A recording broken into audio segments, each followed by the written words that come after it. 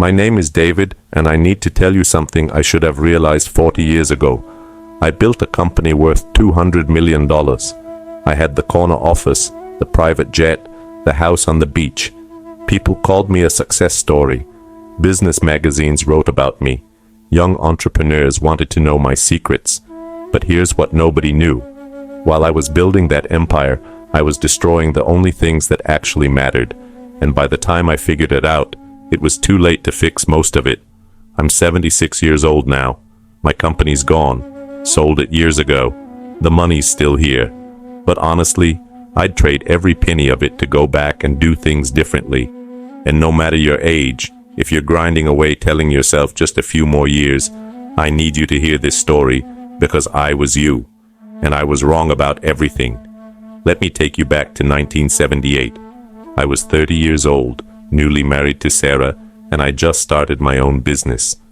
Everyone thought I was crazy, but I was determined to prove them wrong. The first 5 years were brutal. 80, 90-hour weeks. I missed dinners, birthdays, anniversaries. But Sarah understood, or at least that's what I told myself. She'd say, "It's okay, we're building our future." And I believed her. I genuinely believed that once we made it, everything would be better. We'd have time then. That's the lie I told myself for 20 years. In 1983, our daughter Emma was born. I was in a board meeting when Sarah went into labor. I got there eventually, but I missed the birth. I told myself I'd be there for all the important moments. Except I wasn't. I missed her first steps, her first day of school, her soccer games, her graduation. I have this memory that haunts me. Emma was about 7.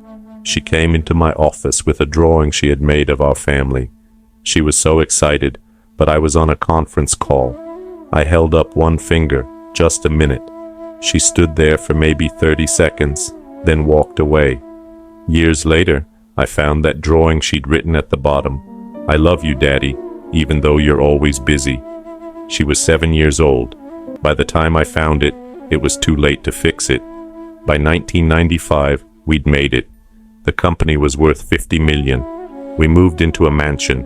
We took a vacation to Hawaii, our first real vacation in 12 years. I thought, see, it was all worth it. But something had shifted. Sarah had built a life without me. She had her friends, music, her charity work. Emma was 13 and barely spoke to me. Music, I'd become a stranger in my own home.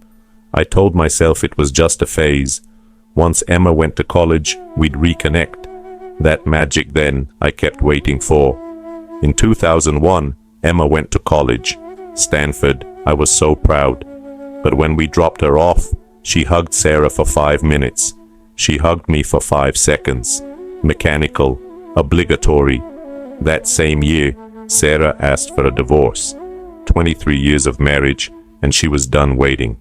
She'd been alone in our marriage for 2 decades. I'd been married to my company, not to her. I couldn't even argue. She was right. After the divorce, I threw myself in to work harder. The company grew to 200 million. I was on the cover of Forbes.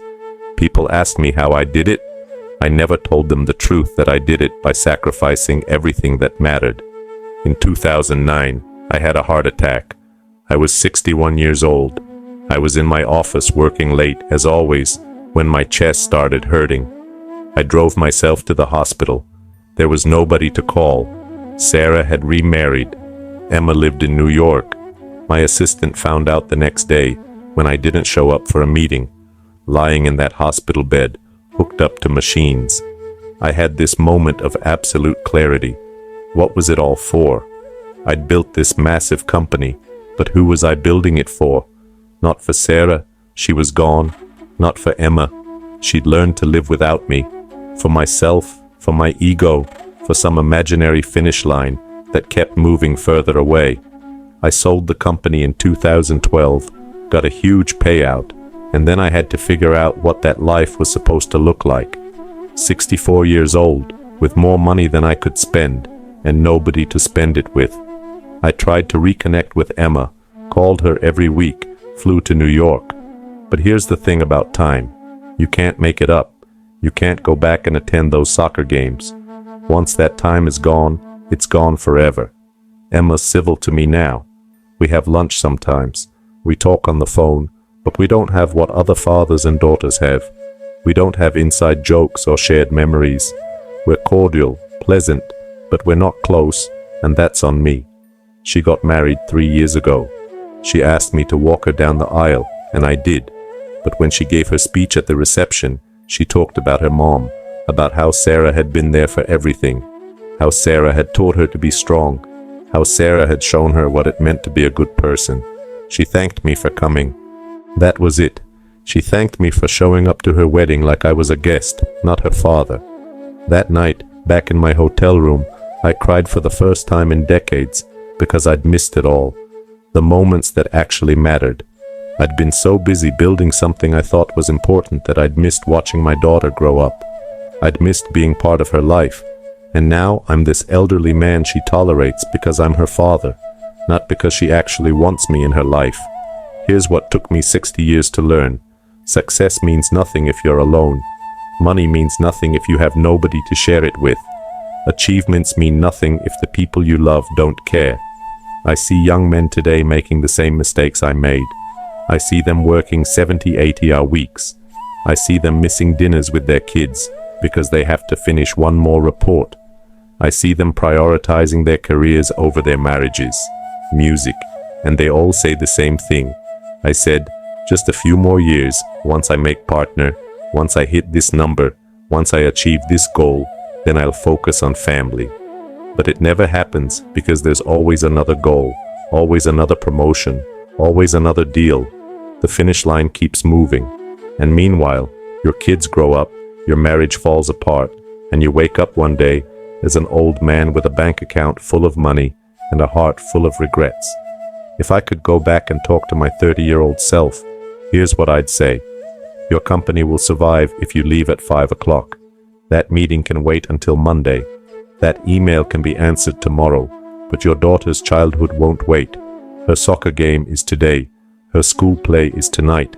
And once those moments pass, they're gone forever. Work will always be there. There will always be another deal, another project, another crisis that feels urgent. But your kids won't always be kids. Your wife won't always wait. Your parents won't always be here. The people you love, they're on a timer, and you don't know when that timer runs out. I've got more money than I'll ever need. I've got investments and properties and a retirement fund that could support 10 people for a lifetime. But I traded every single penny for one more day with Emma when she was 7, for one more evening with Sarah before I pushed her away, for the chance to show up and be present instead of always being somewhere else. You know what's funny? Nobody at my company remembers me. I sold it and they brought in new management, and within 2 years it was like I'd never existed. The deals I worked so hard on. Nobody cares anymore. Music. The achievements I thought were so important, they're footnotes in old business journals that nobody reads. But Emma remembers. She remembers. Every time I wasn't there, music, every missed birthday, every broken promise, every time I chose work over her. Those memories, they're permanent. They shaped who she is. They defined our relationship, and I can't undo any of it. I'm 76 years old now. I live alone in a condo by the beach. I've got more time than I know what to do with. I read, I travel, I volunteer. But mostly, I think about what could have been. I think about the life I could have had if I just understood that success isn't measured in dollars, or deals, or square footage. Success is measured in relationships, in presence, in love. So, if you're watching this and you're working late again tonight, I need you to stop. I need you to close your laptop. I need you to go home, be with your family, have dinner with your kids, watch that show with your music spouse. Be present, be there, because I promise you, 20 years from now, you won't remember what that report said, but you'll remember whether you were there for the moments that mattered. And if you're thinking, but I'm different, my situation is different, I'm building something important. I thought that too. Every man who makes this mistake thinks he's different, but we're not. We're all the same. We all think we have more time than we do, We all think family will wait. We all think we can make it up later. You can't. I learned this lesson 40 years too late. Learn it now. Go home. Be present. $200 million. Choose your I had the family. corner off fee. I Because said, at the "That's end what of your it means." life, Entrepreneurs nobody's call it going to on my care story. about your career $200 accomplishments. million. I had But the corner people you off love, fee. I said, they're going "That's to what it care means." whether you were there. Entrepreneurs call it on And my if you're story. not careful, you'll end up like me. Rich, successful, accomplished, and completely alone. If this story makes you uncomfortable, good. It should. If it makes you want to change something, even better. Don't wait. Don't tell yourself you'll do it tomorrow or next year. Do it today. Do it now. Because time doesn't care about your plans. Time just keeps moving. And one day you'll run out of it.